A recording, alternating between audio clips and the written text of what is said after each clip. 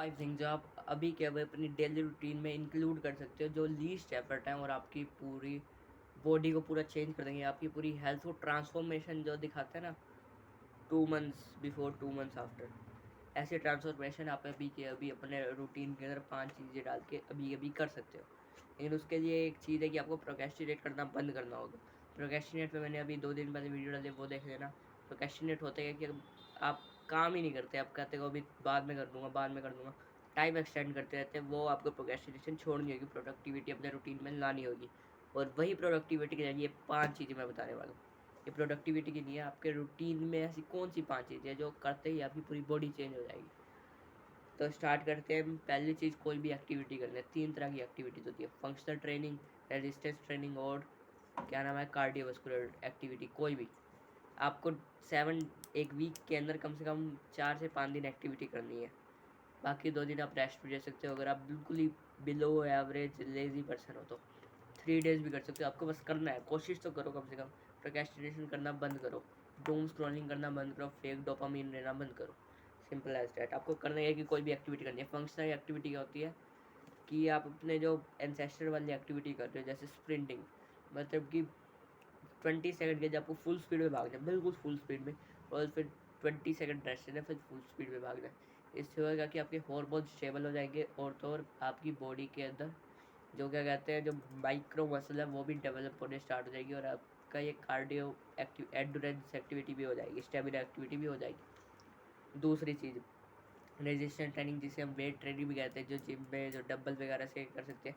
लेकिन अगर आप घर पे हो, होम वर्कआउट करना चाहते हो, तो बॉडी वेट से भी आप कर सकते हो। उस पर भी मैंने वीडियो बनाई हुई है। बॉडी वेट पे आप सिंपल एक्टिविटी कर सकते हो, like push pull legs. Internet पे हज़ारों वीडियो है, और गूगल भी आपके पास, तो यू कैन सर्च राइट दो कि आपको कोई भी टॉप 10 एक्सरसाइज, जैसे कि पुशअप हो गए, पुलअप हो गए, सुपरमैन हो गया, स्क्वाट्स हो गए, और ऐसी एक्सरसाइजेस। तीसरी चीज़, कार्डियोवास्कुलर में आप कर सकते हो, या तो आप हिट वर्कआउट कर रहे हो यूट्यूब से देख के, या तो दूसरी चीज़ कि आप स्टेप्स लेना स्टार्ट कर सकते हो, मतलब स्टेप्स की सीधा स्टेप्स। अगर आप जैसे अभी क्या कर रहे हो, आप लेटे हो जाओ तो बैठ जाओ, बैठ जाओ तो खड़े हो जाओ, अगर खड़े हो तो उसी जहाँ खड़े हो वहीं स्टेप लेने स्टार्ट करो। तो स्टेप मतलब चलना। और अगर आप धीरे धीरे चलना स्टार्ट कर चुके हो तो थोड़ा तेज़ चलना स्टार्ट करो, तेज़ चलना स्टार्ट करते हो तो भागना स्टार्ट कर दो, भाग रहे हो तो मेरी वीडियो को देख रहे हो, भागने पे फोकस करो। ठीक है, आपको प्रोक्रेस्टिनेट नहीं करना है, जो मैंने कहा अभी के अभी करना है। बैठे हो तो खड़े हो जाओ। और दूसरी चीज़, अगर आप ये कर सकते हो तो आप एक और चीज़ कर सकते हो। तो अगर आप खड़े हो ही चुके हो अपने बेड से, या कोई भी सोफ़ा वगैरह पे, चेयर वगैरह पे बैठे हो, तो अभी अपनी एक ग्लास ऑफ वाटर और वाटर को पी लो, क्योंकि हाइड्रेशन बहुत ज़्यादा ज़रूरी है। जितनी ज़्यादा हमारी बॉडी हाइड्रेटेड रहेगी उतना ज़्यादा बेनिफिशियल होगी, क्योंकि वाटर 0 कैलोरीज होता है। ठीक है, हमने वाटर इनटेक भी कर ली है, हमने कार्डियोवास्कुलर एक्टिविटी भी कर रही है स्टेप्स जैसे, और हमने एक्टिविटी भी कर रही है ताकि हमारे बॉडी फैट भी ना, मसल भी डेवलप होते रहे।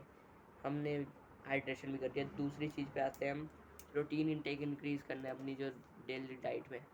बिल्कुल, आपको ये नहीं है कि हमें सिंपल रोटी से प्रोटीन लेना है या हमें दालों से प्रोटीन लेना है, क्योंकि उनके अंदर इनकम्प्लीट अमीनो एसिड होते हैं, और तो और ये बायोअवेलेबिलिटी भी कम होती है। जिन लोगों को नहीं पता कि जैसे आपको दालों से मत एज्यूम करते हैं हमको 100 ग्राम प्रोटीन मिल रहा है, लेकिन उसकी बायोअवेलेबिलिटी अगर मान लो 50% है, तो 50 ग्राम प्रोटीन आपकी बॉडी में एब्जॉर्ब हो रहा है, 50 ग्राम एब्जॉर्ब नहीं हो रहा है, वेस्ट जा रहा है।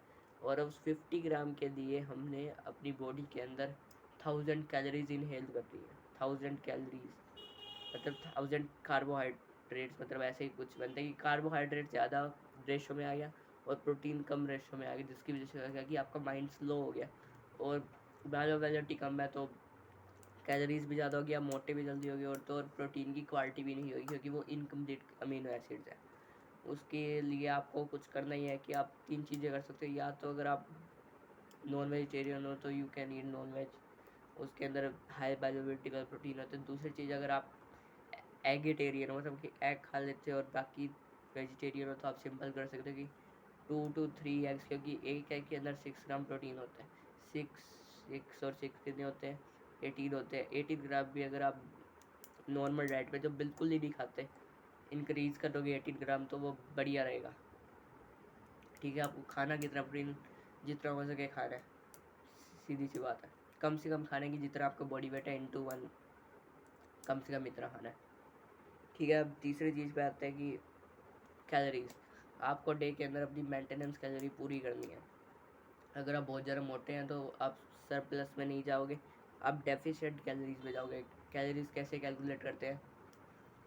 सिंपली गूगल पे सर्च करना है कैलोरी कैलकुलेटर, वहाँ आप जो भी 2-3 चीज़ें पूछेगा वो फिल कर देनी है, और आप दिन में कितनी खाते हो आपको कैलकुलेट कैसे करना है, आपको चैट जीपीटी में जाना है, जो भी आप खाते हो लिख देना है, यूजुअली जो भी खाते हो वो आपको आपकी कैलोरीज बता देगा, आपको प्रोटीन बता देगा, और आपने देखना कि आपकी मेंटेनेंस कैलोरी से मैच कर रही है या नहीं।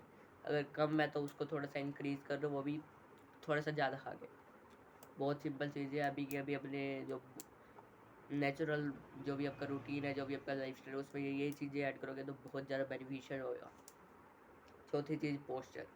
आपको अपना पोस्चर सही रखना है, पीठ का भी सही रखना है, टंग का भी सही रखना है, नेक का भी सही रखना है।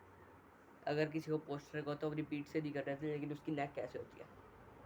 नेक भी आपको सीधी रखनी है, शोल्डर्स भी ब्रॉड रखने हैं, और तो और आपके जो म्यूइंग भी करनी है। कल मोस्ट ऑफ द पीपल को लगता है कि म्यूइंग एक एक्सरसाइज है, नहीं, वो एक पोस्चर है, टंग पोस्चर, नेचुरल टंग पोस्चर। जो most of the soft food और तो और कंफर्ट लाइफस्टाइल से हमारा जो टंग पोस्चर ख़राब हो चुका है, जिसकी वजह से हमारी जो जो है वो रिसेस हो जाती है।